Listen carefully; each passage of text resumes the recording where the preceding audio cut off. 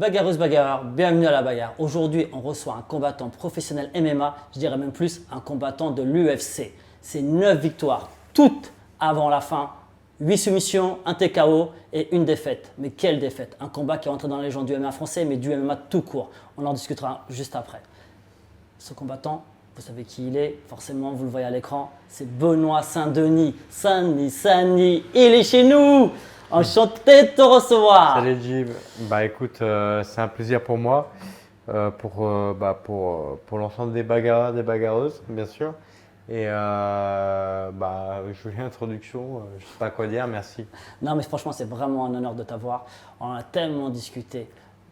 Ce jour est arrivé, on a Benoît Saint-Denis chez nous. Alors, pourquoi on voulait avoir Benoît Saint-Denis chez nous? On va vous le dire tout de suite, mais restez avec nous jusqu'à la fin, parce qu'à la fin, Benoît Saint-Denis donne des tips aux combattants qui veulent devenir professionnels en MMA. Et c'est pour ça qu'il faut rester avec nous jusqu'à la fin. Donc ouais, on va revenir donc à ce fameux combat. Il y a un combat qui m'a marqué, qui a marqué tous les adorateurs de la vraie bagarre. Dans le sens noble, la guerre que tu as menée ce fameux jour où tu as rencontré Eliseo, c'est incroyable. Pourquoi c'est incroyable? Plusieurs facteurs. Le premier déjà, on te prévient 3 semaines à l'avance. Oui, exactement. Tu n'es pas un combattant UFC de base, donc tu n'es pas à l'UFC.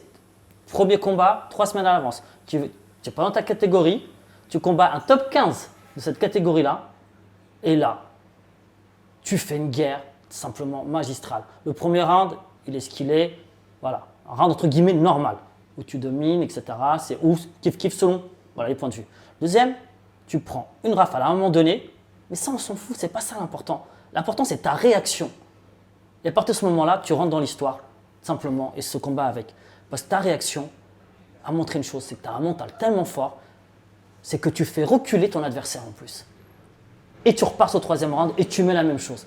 Et là, on s'est dit, ce mec-là, c'est simplement, c'est de leur embarque, quoi. On a envie de le revoir. Et on a envie de le revoir. Et aujourd'hui, en plus, tu es dans ta caté. Et là, tu ne nous as pas déçus. Tu as fait le job. Et comment tu l'as fait? Simplement, comme d'habitude. Combat. Ouais, victoire avant la fin. limite. Ouais. Bah, je te remercie, Jib. Ouais, ça a été un combat vachement formateur pour moi. En fait, j'ai fait une round. Le premier round était ce à quoi je m'attendais et c'était la stratégie que je devais suivre jusqu'au bout. Malheureusement, comme Daniel le dit, moi j'aime bien la bagarre et malheureusement j'ai été touché dans mon orgueil parce que j'arrivais pas à lui mettre la domination que j'avais pu mettre à tous mes précédents adversaires. Et voilà, donc frustré, manque de patience, j'ai commencé à accélérer en anglaise, il m'a touché, j'ai réessayé de revenir, il m'a retouché et après il a accéléré. Et il y a eu ces 2 minutes 30 où en fait je me protège et je réagis à ce que me dit l'arbitre, c'est-à-dire rester actif quand il le faut pour rester dans le combat. Et dans ma mentalité, il y a l'entraînement et il y a le combat. Pour moi, c'est deux choses très différentes. Pour moi, déjà, l'entraînement, tu ne dois pas prendre de traumatisme crânien ou ça doit être quelque chose de l'ordre de l'exceptionnel. Et tu dois prendre beaucoup de plaisir, tu dois te faire soumettre, tu dois t'amuser à l'entraînement. Par contre, le combat, pour moi, dans ma tête, c'est hors de question de me faire soumettre ou de me faire finir. Sauf si c'est indépendant de ma volonté, et c'est-à-dire un KO net ou un finish où le mec, Pour toi, simplement, plus d'air et plus de connexion. C'est simple, la défaite n'est pas une option. Exactement. C'est exactement ça. Et c'est pour ça que c'est important d'avoir des combattants comme toi, visibles, qui donnent cette motivation aux gens qui veulent progresser aussi, tu vois. Et donc, ma première question, c'est pourquoi Benoît Saint-Denis est si fort? Est-ce que ça vient avant tout du mental? On rappelle ton passé que tout le monde connaît, bien entendu. Tu es un ancien des forces spéciales. Ouais. Donc, c'est-à-dire que tu viens déjà avec un mental, parce que l'armée t'a forgé déjà ce mental-là, tu l'avais déjà avant. L'armée a simplement aidé à le développer un peu plus. Oui, un petit peu, parce que ça a été une aventure humaine importante pour moi. Effectivement, les sélections, elles sont dures. Après, je pense que c'est plus dur de rentrer à l'UFC, parce que c'est un pourcentage de réussite encore plus faible. Mais réussir à rentrer dans les forces spéciales, c'est quelque chose qui est assez dur. C'est 1 an et demi de formation pendant lesquels tu es testé, tu as peu de sommeil, beaucoup de fatigue et il faut assimiler beaucoup d'informations. Et non, je pense que ce mental-là, c'est mon père qui me l'a transmis aussi de par mon éducation. Voilà, moi, je lisais Lancelot, je lisais les aventures, la quête du Graal, voilà, moi je kiffais c'était les bouquins de chevalier quand Hum, j'étais gosse. J'ai toujours aimé la philosophie de vivre sa vie en tant que guerrier. Et bah, c'est ce que j'essaie maintenant T'en de veux faire, plaisir, mais ouais. dans la vie réelle, c'est-à-dire gagner ma vie soit avec mon fusil, soit avec mes poings. Et voilà, et en être fier et essayer de. Si en plus le MMA il permet de donner du plaisir aux gens Oui. et de se faire plaisir, et peut-être d'avoir, enfin très certainement d'avoir une visibilité et d'avoir un côté sportif qui est beaucoup plus fun que la guerre, il Hum. faut le dire, et ben je pense que qu'il faut le prendre et c'est le bon côté des choses et voilà, bah, Et en j'ai plus, beaucoup de chance. voilà. En plus, c'est une guerre où il n'y a pas de mort. Donc voilà, c'est vrai que Ouais. ça donne aussi plus envie de regarder. Mais voilà, donc là, ça c'est un des aspects pourquoi Benoît Sani, on essaie de décrypter pourquoi Benoît Sani est si fort. Donc le mental, on est d'accord, on check, c'est la numéro un, c'est le point numéro un avant tout. Ouais, ouais, je suis d'accord. Numéro 2, tu vas me dire si je me trompe bien sûr, parce que je me trompe souvent. Non, c'est pas vrai, je rigole. Non, mais le point numéro 2, c'est que tu sais super bien entouré. Tu as tout simplement Monsieur Daniel Voirin, le coach MMA par excellence de l'UFC. On va pas à chaque fois dire toutes les ceintures qu'il a gagnées, mais voilà. Tu as aussi un très bon coach au sol, qui t'a aussi accompagné aussi, qui est Christophe Savoca, ouais. Christophe Monsieur Savoca. Christophe Savoca. En lutte, comme ça tu vas les citer toi-même, en lutte, tu as Maxime Maxime. François, Au sol, tu t'es entraîné avec Thomas Loubersan et du coup Christophe Savoca. aussi. Et enfin, tu as aussi un préparateur mental, Ouais, Maxime Petit Voilà. et Fabien Berenguel, mon préparateur physique qui s'occupe de moi qui est aussi, très important aussi. Ouais. qui est important Voilà. et qui fait du bon travail. Et non, beaucoup de chance. Je pense que ce qui m'a plu dans l'aventure du MMA, comparé à l'aventure militaire, c'est que c'est toi qui choisis ton entourage et tu as une autonomie qui est incroyable. Mm. Alors, autonomie, ça veut dire que tu peux devenir la meilleure version de toi-même, mais tu peux aussi devenir un branleur. Et donc, il faut pas se, il faut utiliser le temps que tu as pour toi, voilà, pour essayer de bien t'entourer et de te mettre, voilà, d'apprendre et de te mettre dans le rouge et d'apprendre des meilleurs.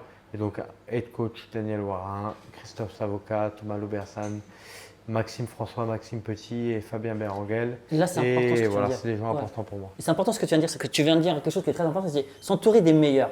S'entourer des meilleurs, c'est-à-dire des gens déjà qui peuvent t'apprendre quelque chose, qui t'apportent quelque chose là où tu dois encore progresser. Donc, c'est-à-dire que sur chaque point, tu as trouvé quelqu'un qui pouvait t'aider à progresser, que ce soit en lutte, au sol, sur la gestion complète du MMA. Parce que le MMA, aujourd'hui, c'est un sport en lui-même. Il ne faut pas l'oublier. Ce n'est pas une addition de. Non, non.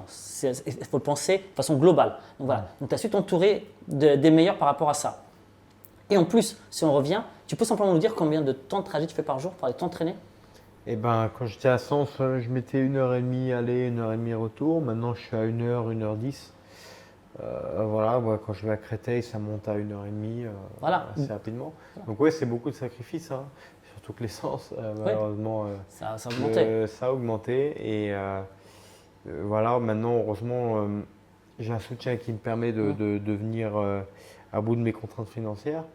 Mais oui, oui, c'est beaucoup de sacrifices. La vie d'un combattant de MMA, il faut le faire avant tout par passion. Et l'excellence paye toujours, comme je dis toujours. Et donc ça va finir par payer. Il n'y a pas de souci là-dessus. Ça, on n'en doute pas. Quelqu'un qui est aussi motivé que toi, qui soit bien entouré. Mais, c'est-à-dire, le mental, il est présent, tu es bien entouré. On va aller encore un peu plus loin. Tes partenaires. C'est important pour progresser. On ne peut pas progresser seul avec un coach dans un coin. Tu peux taper contre des murs, un sac, le sac ne rend pas les coups. Donc voilà. Donc concrètement, tes partenaires, c'est pas n'importe qui aussi. Tu as pu tourner là avant ce combat-là. Tu as tourné avec Thomas. Alors Thomas Laubersan au sol, alors j'ai Jorik Montagnac et Mathieu Leto qui sont mes sparring depuis 2-3 ans. Montagnac est sur plusieurs victoires de suite à l'Octogone, qui est une grosse orga en République tchèque. Et on a Mathieu Leto qui a combattu récemment contre Youssef Ouabbas, que vous avez retenu ici. Oui, tout à fait, ouais. Et ils ont fait une grosse guerre, il a dominé les 3-4 premières minutes. Quel combat! Il s'est fait surprendre, Ouabbas concentré jusqu'au bout.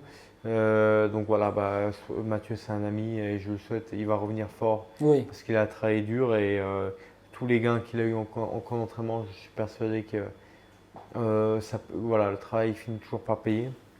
Et après, on a Jacques Houneau, donc Jacques Nicolas, qui a rejoint l'équipe récemment. On a Gaëtan. Et plein entre guillemets de Beaucoup, guests. ouais, on Pas a mal beaucoup de de guests. guests.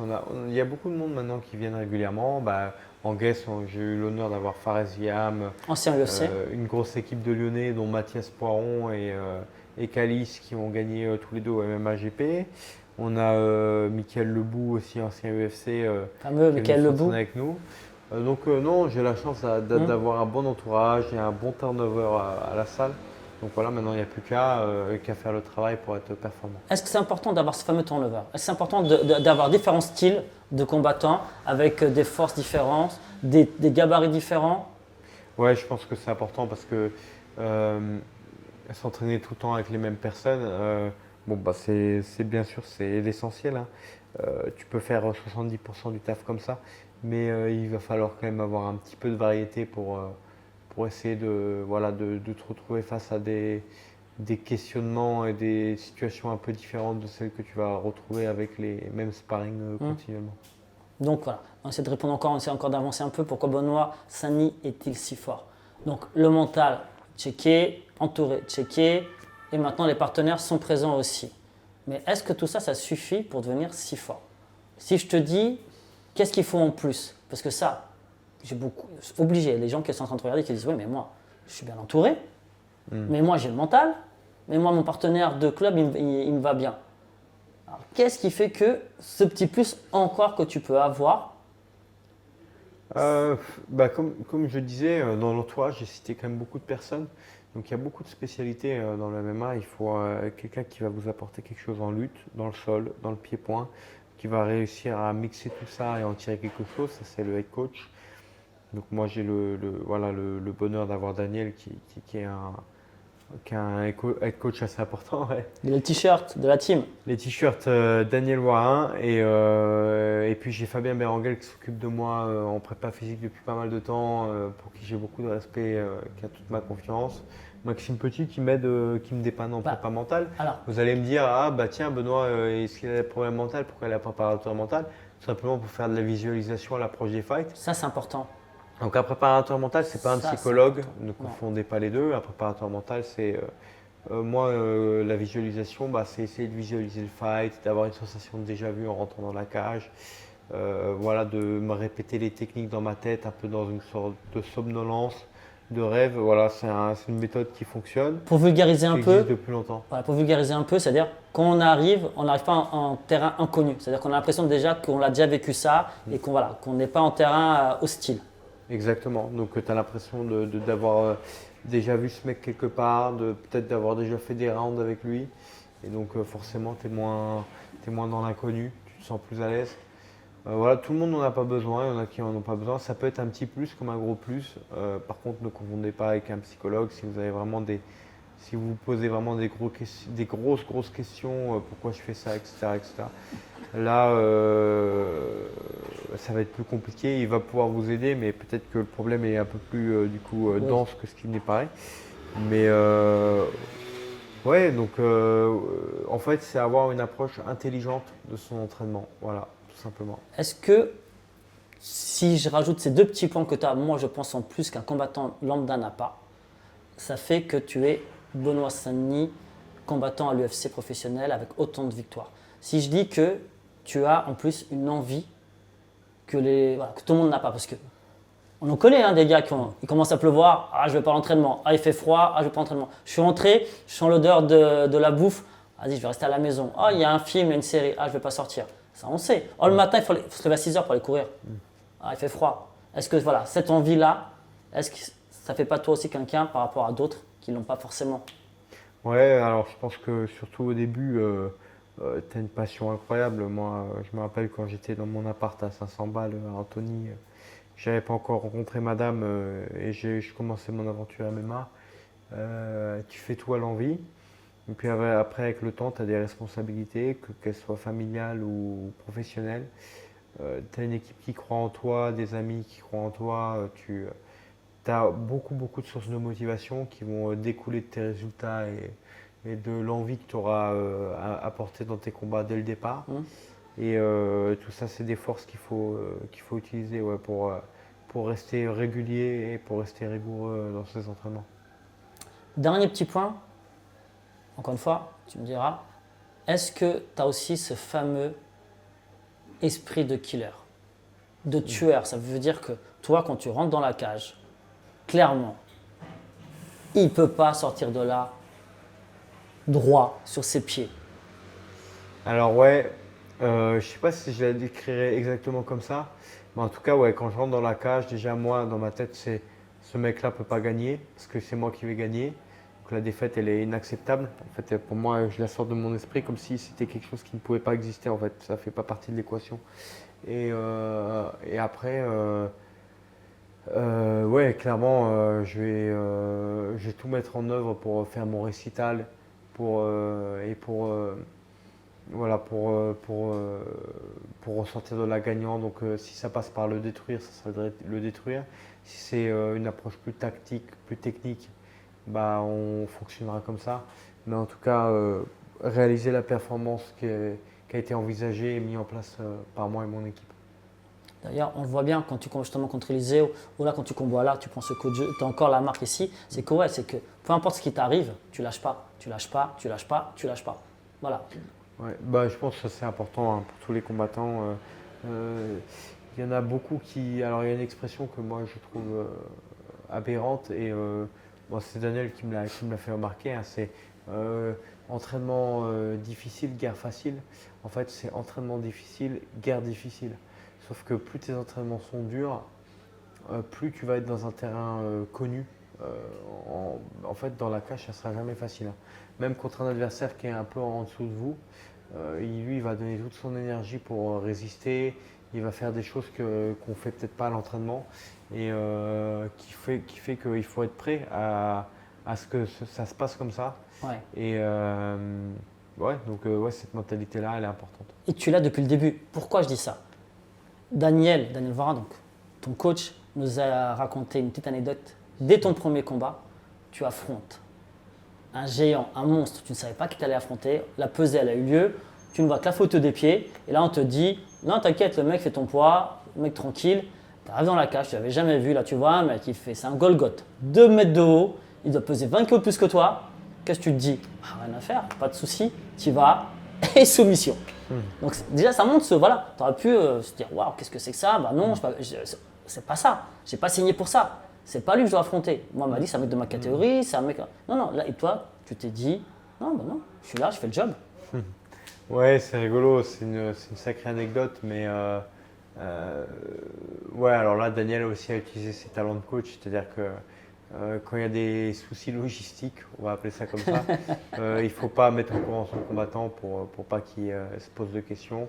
Ouais, non, pour moi, qui que ce soit en face de la cage, on s'est mis d'accord pour faire ce combat et pour faire la guerre devant ce public. Donc, bah, je leur devais bien ça et ouais, c'était une super expérience. Mon premier combat, j'en suis sorti victorieux et conforté dans mon idée de faire une carrière de MMA professionnel. Tu avais 2 mois à ce moment-là, simplement d'entraînement. Hein. Ouais, 2 mois d'entraînement avec Daniel premier combat pro. de MMA professionnel. Non, mais... Enfin, de MMA tout court. Oui, c'est ça. Mais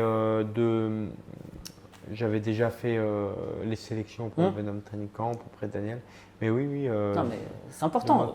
Ouais, je sais que tu es modeste, c'était humble, mais c'est important pour que les gens comprennent vraiment l'état d'esprit qu'il faut avoir. C'est-à-dire, 2 mois d'entraînement en MMA, tu fais ton premier combat professionnel contre un.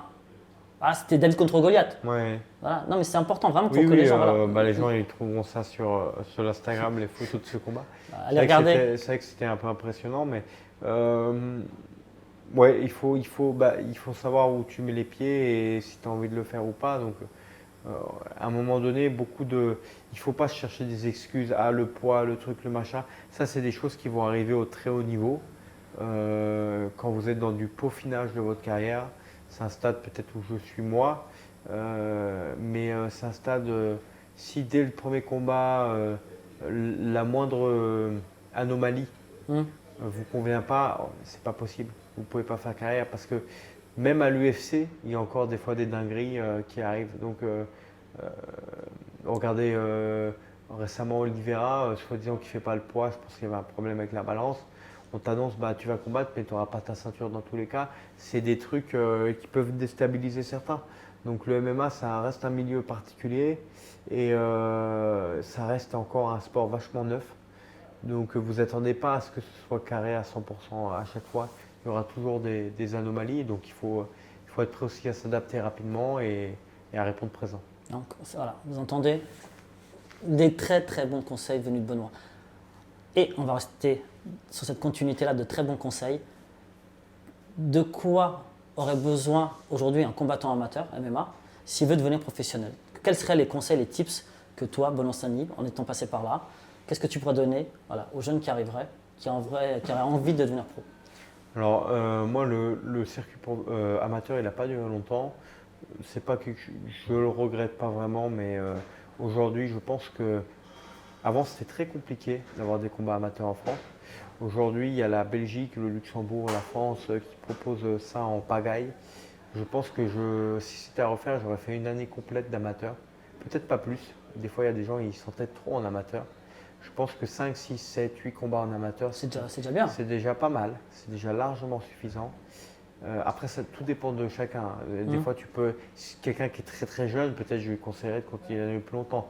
Le mec qui a 8 combats amateurs mais qui a 18 ans, peut-être que je lui dirais attends d'avoir au moins un corps un peu plus d'adulte, d'avoir 20, 21 ans. C'est ça, oui. Pour, musculairement, pour être mieux formé, etc. Exactement. Et alors, il y a des cas particuliers, mais en général, je conseillerais ça. Et après, acquérir des compétences générales dans tous les domaines, c'est-à-dire comprendre un peu le Muay Thai, l'analyser, le sol, la lutte, la prépa physique. C'est-à-dire que moi, je trouve ça compliqué encore de voir des combattants pro des fois aujourd'hui ne pas comprendre qu'est-ce qu'un squat, à partir de quel degré c'est un squat validé, à quoi ça sert, quel muscle ça travaille. Il y a des principes de base quand même qui, pour moi, je pense qu'il faut avoir des principes de base dans tous les domaines qui touchent les sports de combat. La prépa physique en fait partie. Bien sûr, il ne faut pas la négliger. La diète en fait partie. Oui. Donc voilà, pourquoi manger des pizzas tous les jours, ça ne marche pas. Bien sûr, comment. Bon, on vient de manger des pizzas, mais… Oui, mais ça, il ne faut pas le dire. Mais après un combat, je pense que ça va. Mais voilà, il y a des principes de base qu'il faut acquérir, des connaissances générales. Ce n'est pas un métier où il faut se les équider à 100%. Et ça vous permettra d'apprécier d'autant plus les réelles qualités de votre entraîneur. Parce que si vous avez des connaissances de base correctes, le charlatanisme, il ne marchera pas sur vous. C'est-à-dire que si le gars en face de vous, c'est un teubé, il ne connaît rien au sport et essaie de vous vendre quelque chose qui n'existe pas, en fait, vous allez rapidement vous en apercevoir. Alors que si vous vous intéressez zéro aux compétences ou au savoir-faire dont je viens de parler, en fait, vous pouvez vous faire avoir bêtement. Donc, grosso modo, tu veux devenir combattant professionnel, la première chose, c'est intéresse-toi à ton sport, connais les règles, sache ce qu'il faut faire déjà pour devenir professionnel, c'est-à-dire ton alimentation, j'essaie de résumer. Qu'est-ce qu'il faut faire en préparation physique, où est-ce que tu dois t'améliorer aussi, parce que tu ne peux pas être complet déjà, sinon tu serais déjà professionnel. Donc, voilà. Et même quand tu es professionnel, tu dois encore t'améliorer sur des choses. Sûr. Donc voilà, ces conseils-là, ce n'est pas donné par n'importe qui, c'est donné par un combattant professionnel qui est à l'UFC, qui performe. Donc si lui vous le dit, remettez-vous en question, prenez une petite fiche, cochez toutes les cases, regardez qu'est-ce qui vous manque et voilà, et travaillez dessus. Je te remercie beaucoup Benoît d'être venu, merci pour ces conseils. Merci Jib, c'est moi qui vous remercie pour l'écoute, pour le soutien. Soutenez cette chaîne qui soutient tous les combattants français en général. Voilà, un plaisir d'être passé. De boire une ou deux bières, de manger 2-3 pizzas. Faut pas le dire ça non plus. Et non, un régal en tout cas d'être avec des réels connaisseurs du MMA et d'avoir des questions pertinentes. Merci qui, Benoît. j'espère, vous apporteront quelque chose. Merci Jim. On se dit à très vite dans une prochaine vidéo. À la bagarre.